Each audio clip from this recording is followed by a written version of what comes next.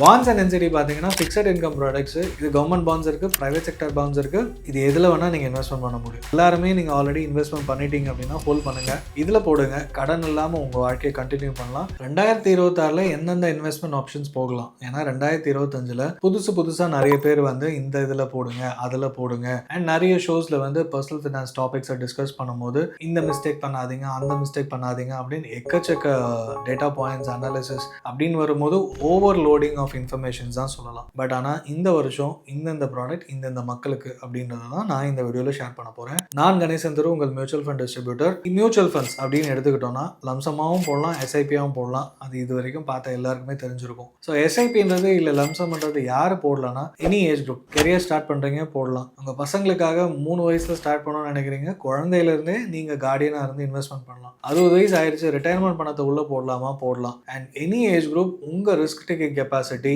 ஈக்விட்டியோ ஹைப்ரிடோ டெட்டோ எதில் வேணால் இன்வெஸ்ட்மெண்ட் பண்ணலாம். உங்கள் ரிஸ்க் டேக்கிங் கெப்பாசிட்டி, உங்கள் ரிட்டர்ன்ஸ் எவ்வளோ வேணும்னு நினைக்கிறீங்க அதை பொறுத்து ஃபண்டு சூஸ் பண்ணிக்கலாம். ஸோ எந்த ஏஜ் குரூப்பாக இருந்தாலும் பண்ண முடியும். நம்ம எடுத்துக்க போகிறது கெரியர் ஸ்டார்ட் பண்ணிட்டு ஆஃபீஸ் போயிட்டு இருக்கீங்க அப்படின்னும் போது மினிமம் 500,000 rupeesலேருந்து யாரெல்லாம் இன்வெஸ்ட்மெண்ட் பண்ண முடியுமோ எஸ்ஐபி ஸ்டார்ட் பண்ணுங்க.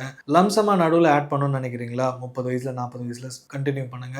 60 வயசுல எஸ்டபிள்யூபி ஆப்ஷன் யூஸ் பண்ணி வித்ட்ரா பண்ணிக்கோங்க. இது எல்லாமே எல்லா ஏஜ் குரூப்பும் எஸ்ஐபிஎஸ் கண்டினியூ பண்ணலாம். லம்சமாவும் மியூச்சுவல் ஃபண்ட்ல இன்வெஸ்ட்மெண்ட் பண்ணலாம். பாண்ட்ஸ் என்சிடி யார் பண்ணலாம் அப்படின்னா ரெண்டாவது முக்கியமான ப்ராடக்ட். ஏன்னா இது ஃபிக்ஸட் இன்கம். எஸ்ஐபின்றது மியூச்சுவல் ஃபண்ட்ன்றது வேரியபிள் ரிட்டர்ன்ஸ் கொடுக்குற ப்ராடக்ட். கேரண்டி கிடையாது, மார்க்கெட்டை பொறுத்து தான் கிடைக்கும். அது டெட் மார்க்கெட் இருந்தாலும் சரி, ஈக்விட்டி மார்க்கெட் இருந்தாலும் சரி. பாண்ட்ஸ் அண்ட் என்சிடி பார்த்தீங்கன்னா ஃபிக்ஸட் இன்கம் ப்ராடக்ட்ஸ். இவ்வளோ பணம் போட்டால் இவ்வளோ கிடைக்கும்னு முன்னாடியே கொடுத்துருவாங்க. கிரெடிட் ரேட்டிங் என்னதான் இருந்தாலும் ரிஸ்க் ஃபேக்டர் இருக்கு. அதை தாண்டி உங்களுக்கு வர்றது மந்த்லி கிடைக்கும், ஆனுவல் இல்லை குவார்டர்லி. இது கவர்மெண்ட் பாண்ட்ஸ் இருக்கு, பிரைவேட் செக்டர் பாண்ட்ஸ் இருக்கு.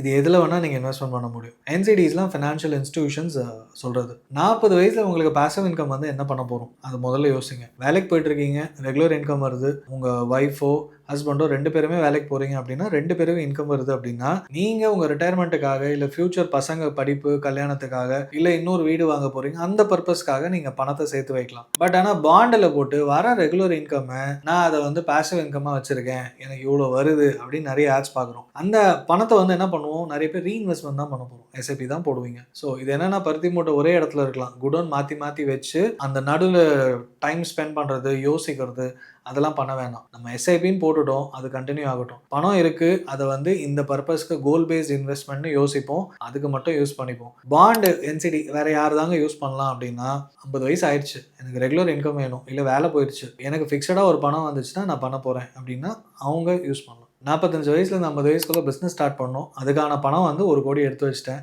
எனக்குன்னு வீட்டுக்குன்னு ஒரு பணம் வந்துருச்சுன்னா அது பாட்டுக்கு நான் யூஸ் பண்ணிப்பேன், மீதியை நான் பிஸ்னஸ் ஃபோக்கஸ்டாக இருப்பேன், ஏன்னா அதுக்கு தனியாக கேபிட்டல் இருக்கு.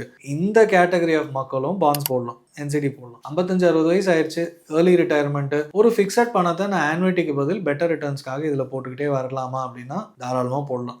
ஸோ மோஸ்ட்லி ரெகுலர் இன்கம் வேணும், உங்கள் சுச்சுவேஷன் அப்படி இருக்குது அப்படின்னா அவங்க போடுங்க. 60 வயசுக்கு மேலே பென்ஷன் மாதிரி விட்ரா பண்ணணும்னா அவங்க இதில் பாண்ட்ஸ் என்சிடியில் பணத்தை போடுங்க. சும்மாவே பணம் நல்லா சம்பாதிக்கிறேன், இல்லை பிஸ்னஸ் நல்லா போயிட்டு இருக்கு, நான் பாண்ட்ஸில் போடணுமானா பணத்தை வேஸ்ட் பண்ணாதீங்கன்னு சொல்லுவேன். ஏன்னா பாண்ட்ஸ் என்சிடி 9 to 10%, மேபி இன்னும் குறையலாம் கொஞ்ச நாளில். இந்த பணத்தை இங்கே வச்சு எடுத்துட்டு ஃபியூச்சரில் 15% ஆவரேஜாக வரக்கூடிய ரிட்டர்ன்ஸ் தரக்கூடிய ஃபண்ட்ஸில் பணத்தை போடுறதை விட்டுட்டு 9-10% வரதை எடுத்து எஸ்ஐபி போட்டு என்ன பண்ண போகிறோம் அப்படின்றத நீங்கள் தான் யோசிக்கணும். So bonds NCD age group பொறுத்து இந்த வருஷமாவது இன்வெஸ்ட்மெண்ட் பண்ணுங்க. 3வது ஆப்ஷன் பார்த்தீங்கன்னா சில்வர் அண்ட் கோல்டு. கோல்டு பயங்கரமாக ஏறிடுச்சு.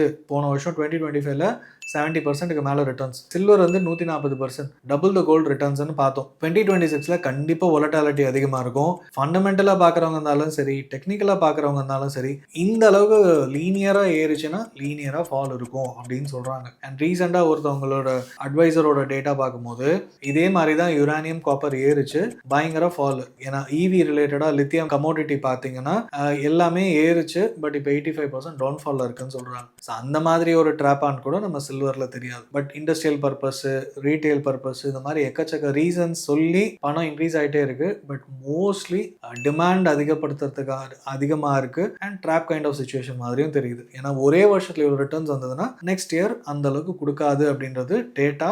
Let's wait and watch. So எல்லாருமே நீங்க ஆல்ரெடி இன்வெஸ்ட்மெண்ட் பண்ணிட்டீங்க அப்படின்னா ஹோல்ட் பண்ணுங்க. வீட்டில் ஆல்ரெடி வச்சிருப்பாங்க, அதனாலையும் இன்வெஸ்ட்மெண்ட்டை ஹோல்ட் பண்ணுங்க. ஏதாவது ஒரு மேஜர் கரெக்ஷன் வருதுன்னா அப்போ வாங்குங்கன்னு நான் சொல்லுவேன். அடுத்த பாயிண்ட் பார்த்தீங்கன்னா ஃபிக்ஸட் டெபாசிட்ஸ். என்னோட எமர்ஜென்சி எமர்ஜென்சி ஃபண்ட் எங்கே வைக்கலாம்? Liquid fund, money market fund எது வேணா இருக்கட்டும். நீங்கள் சேஃபாக வச்சுக்கிறது அண்ட் பேங்க்கை ஈஸியாக ஆன்லைனில் பிரேக் பண்ணலாம் அப்படின்னும் போது லிக்விட் ஃபண்டை தாண்டி ஒரு அமௌண்ட் வந்து எஃப்டியில் வச்சுக்கிறது நல்லது. ஸோ தட் சிம்பிளாக விட்ரா பண்ணிக்க முடியும். ரொம்ப யோசிக்க வேண்டாம். அண்ட் அதில் வந்து ரொம்ப ரிட்டர்ன்ஸ் இல்லாமல் கேபிட்டல் ப்ரொடெக்ஷனுக்காக மட்டுமே ஃபிக்ஸட் டெபாசிட் வச்சுக்கலாம். அண்ட் ஃபைனலாக post office RD, MIS schemes எக்கச்சக்கமாக ஃபிக்ஸட் இன்கம் பேங்க் டெபாசிட்ஸை விட கண்டிப்பாக ஒரு 0.5% அதிகமாக இருக்கும். சீனியர் சிட்டிசன்ஸ்க்கு இன்னொரு 0.25% 0.5% அதிகமாக இருக்கும். நூக் அண்ட் கார்னரில் இருக்க கிராமத்துலலாம் இன்வெஸ்ட்மெண்ட் பண்ணுறதுக்கு ஒரு நல்ல ஆப்ஷன்னா போஸ்ட் ஆஃபீஸ் மட்டும்தான். சுகன்யா சம்ருத்தி திட்டமாக இருக்கட்டும், செல்வமகன் திட்டம், ஃபிக்ஸடாக பேங்கை விட அதிகமாக தரக்கூடிய ரிட்டர்ன்ஸ் தரக்கூடிய இன்வெஸ்ட்மெண்ட்னா இதுதான். இது வந்து இந்த காலத்துக்கு செட் ஆகுமா, இன்ஃப்ளேஷன் அது இதுன்னு பேசினாலுமே ஃபிக்ஸடாக எனக்கு 8% கிடைக்குதுன்றதை விட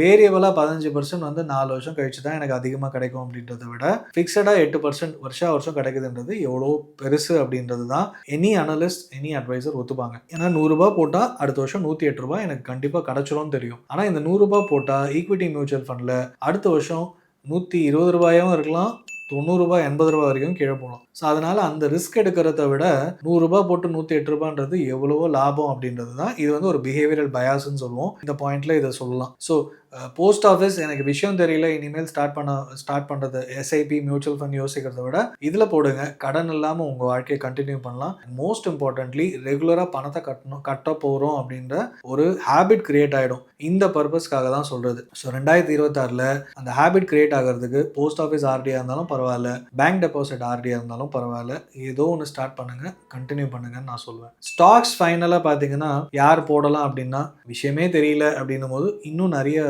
சேனல்ஸ் பாருங்க, நிறைய ஸ்டாக்ஸை பற்றி, பங்குச்சந்தை பற்றி தெரிஞ்சுக்கோங்க. மியூச்சுவல் ஃபண்ட்ஸை முதல்ல பிகின் பண்ணுங்க. அதுக்கப்புறமா ஸ்டாக் மார்க்கெட் பக்கம் வரலாம், ஏதோ ஒரு நல்ல கம்பெனி பக்கம் வரலாம். கண்ணை மூடிட்டு போட்டுட்டு 1-2 கம்பெனி நல்லா போகலாம், அதுக்கப்புறம் எனக்கு எல்லாமே தெரியும்ன்ற ஆட்டிடியூட் வந்துருச்சுன்னா போட்ட பணம் எல்லாமே லாஸ். ஸோ அதனால ஸ்டாக் மார்க்கெட் பொறுத்த வரைக்கும் நான் அதனால தான் லாஸ்ட் ஆப்ஷனாக வச்சிருக்கேன். ஸோ முதல்ல இருக்க 5த்துலேயும் ஆரம்பிங்க, கண்டினியூ பண்ணுங்க, ஃபைனலாக ஸ்டாக் மார்க்கெட்டில் போடுங்க.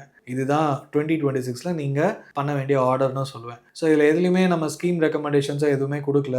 நீங்கள் என்ன பண்ணிட்டு இருக்கீங்க அப்படின்றதையும் கீழே கமெண்ட் பண்ணுங்கள். உங்களுக்கு வேறு ஏதாவது ஸ்டார்ட் பண்ணலான்ற டவுட் இருக்குது, வேறு என்ன பண்ணலான்ற டவுட் இருக்குன்னா அதையுமே கமெண்ட் பண்ணுங்கள், நான் உங்களுக்கு ஆன்சர் பண்ணுறேன்.